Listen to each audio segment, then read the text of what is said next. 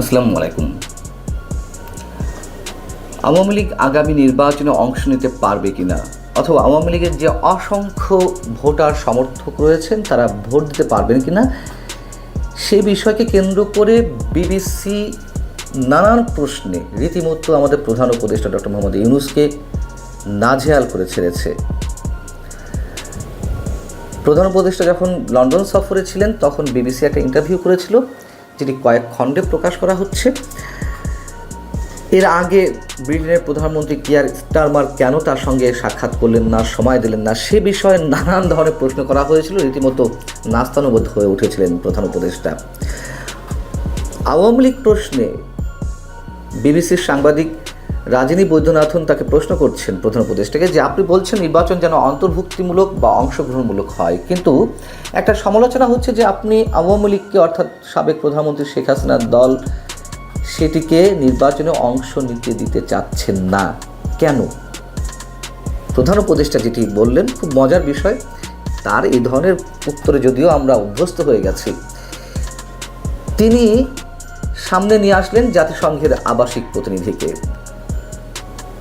তাকে রেফারেন্স দিয়ে বলছেন যে আওয়ামী লীগ না থাকলেও নির্বাচন অন্তর্ভুক্তিমূলক হবে কিনা। সম্প্রতি ঢাকায় জাতিসংঘের আবাসিক প্রতিনিধি খুব ভালোভাবে একটা ব্যাখ্যা দিয়েছেন। তিনি বলেছেন, অন্তর্ভুক্তিমূলক মানে কোনো নির্দিষ্ট দল নয়, সব মানুষের অংশগ্রহণ। যতক্ষণ পর্যন্ত মানুষ ভোট দিতে পারছে ততক্ষণ এটা অন্তর্ভুক্তিমূলক। কি অদ্ভুত কথা! যে জাতিসংঘ এর আগে আগস্ট হত্যাকাণ্ড নিয়ে যে রিপোর্টটি দিয়েছিল, সেই রিপোর্টের কনক্লুশনে স্পষ্টভাবে বলেছে যে তারা সব কিছুর বিচার চায়, কিন্তু রাজনৈতিক দল হিসেবে বা কোনো রাজনৈতিক সংগঠনকে নিষিদ্ধ করা হোক এটি তারা কোনোভাবেই চায় না।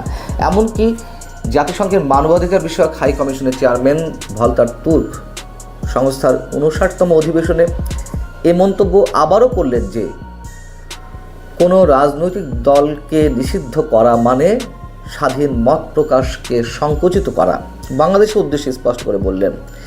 সেখানে তিনি জাতিসংঘের আবাসিক প্রতিনিধির এই বক্তব্যকে সামনে নিয়ে আসলেন। জাতিসংঘ ক্ষেত্র বিশেষ এখন কেন নির্বাচন চায় না, কেন অন্তর্ভুক্তিমূলক বা অংশগ্রহণমূলক নির্বাচনের ব্যাখ্যা এইভাবে দিচ্ছে, সেটা আমরা বুঝি।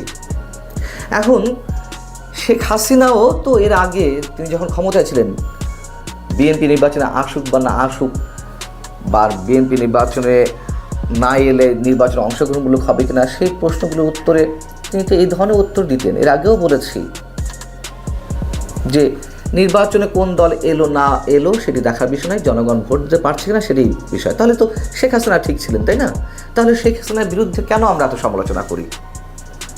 যেই ৩টি নির্বাচন বিতর্কের সঙ্গে অনুষ্ঠিত হয়েছে, সেই নির্বাচন পরিচালনার সঙ্গে যারা জড়িত ছিলেন, কেন তাদেরকে এখন বিচারের মুখোমুখি করা হচ্ছে? কেন তাদেরকে আটক করা হচ্ছে? কেন তাদের বিরুদ্ধে শাস্তিমূলক ব্যবস্থা নেওয়া হচ্ছে? এই যে পরস্পর বিরোধী বক্তব্য ডক্টর মোহাম্মদ ইউনূসের বা ডক্টর ইউনূস সরকারের, এটি এখন সারা বিশ্বে ওপেন হয়ে যাচ্ছে। সারা বিশ্বের কাছে এই বিষয়টি এখন খোলাসা হয়ে যাচ্ছে যে তিনি কতটা দ্রুত রং বদলান, কতটা দ্রুত তিনি নিজের বক্তব্যের বিপরীতে গিয়ে নতুন নতুন বক্তব্য দেন। এরপরে রাজিনী বৈদ্যনাথন প্রশ্ন করছেন, দেশে অনেক মানুষ এখনো আওয়ামী লীগকে সমর্থন করে, তো তার প্রশ্নের পরিপ্রেক্ষিতে আবার দ্রুত খুব ডক্টর মোহাম্মদ ইউনূস বলছেন যে তাদের সিদ্ধান্ত দিন যে তারা ভোট দিতে চায় কিনা। কি হাস্যকর কথা! বিবিসির পক্ষ থেকে বলা হচ্ছে তারা আওয়ামী লীগের প্রার্থীকে ভোট দিতে পারবে না, না পারলে তারা কাকে ভোট দিবে? প্রধান উপদেষ্টা বলছেন যতক্ষণ পর্যন্ত তাদের ভোট দেওয়ার স্বাধীনতা থাকবে তারা দিতে পারবে। বিবিসি আবারও প্রশ্ন করছে, আওয়ামী লীগের প্রার্থীকে নয়, যদি না আওয়ামী লীগকে অংশগ্রহণ করতে দেওয়া না হয় তাহলে ভোট তারা কীভাবে দিবে, কাকে দিবে? তখন তিনি বলছেন যে আমরা তো আওয়ামী লীগকে এখনো নিষিদ্ধ করিনি। আবারও বিবিসি কতটা নাস্তানুবোধ করছে, কতটা আটকে ফেলছে বিভিন্ন প্রশ্ন, ঠিক মতো অ্যান্সার করতে পারছেন না আমাদের প্রধান উপদেষ্টা। বিবিসি বলছে যে তাহলে আপনি বলছেন তারা আগামী নির্বাচনে অংশ নিতে পারবে? যদি ভোট দিতেই পারে তার মানে তো আওয়ামী লীগ নির্বাচনে অংশ নিতে পারবে। তখন আবার অধ্যাপক ইউনূস বলছেন, একটা জিনিস পরিষ্কার করি, আওয়ামী লীগকে নিষিদ্ধ করা হয়নি, তাদের কার্যক্রম সাময়িকভাবে নিষিদ্ধ করা হয়েছে, যার মধ্যে নির্বাচনও পড়ে। মানে আমরা আওয়ামী লীগকে নিষিদ্ধ করিনি, রাজনৈতিক কার্যক্রম নিষিদ্ধ করা হয়েছে, অতএব কার্যক্রম যেহেতু নিষিদ্ধ থাকবে, নির্বাচনেও তারা কন্টেস্ট করতে পারবে না। এই কথা বলার পরে আবার তিনি আবার নিজের বক্তব্য উল্টে কার কাঁধে দায় চাপাচ্ছেন? নির্বাচন কমিশনের উপরে। তিনি বলছেন আবার এটা সাময়িক তাদের রাজনৈতিক কার্যক্রম নিষিদ্ধ করা হয়েছে, তবে নির্বাচনে তারা থাকবে কি না সেটা নির্বাচন কমিশনের সিদ্ধান্তের উপর নির্ভর করছে। আমাদের কোনো মন্তব্য নেই, যা বলার বিবিসি বলে দিচ্ছে। মানে প্রশ্নের পর প্রশ্ন করে তারা নিজেরাও জানে যে বাংলাদেশের নির্বাহী প্রধান, সরকারি নির্বাহী প্রধান বা প্রধান উপদেষ্টা, তার নিজের কাছেও এই ধরনের কোনো সদুত্তর নেই। তিনি যে স্লিপ করে যাচ্ছিলেন, তিনি যে অ্যাভয়েড করছেন, তিনি যে কোনো রকমের শাক দিয়ে মাছ ঢাকার মতো অবস্থার সৃষ্টি করছেন, বিবিসি সেই সুযোগটি দেয়নি। এর আগে যেই অংশটুকু বেরিয়েছিল বিবিসির ইন্টারভিউয়ের, সেখানে ব্রিটেনের প্রধানমন্ত্রী কিয়ার স্টারমার কেন তার সাথে সাক্ষাৎ করলেন না,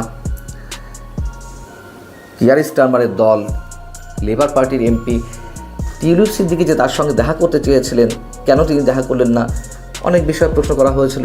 তিনি সেখানেও জুৎসই কোনো জবাব দিতে পারেনি।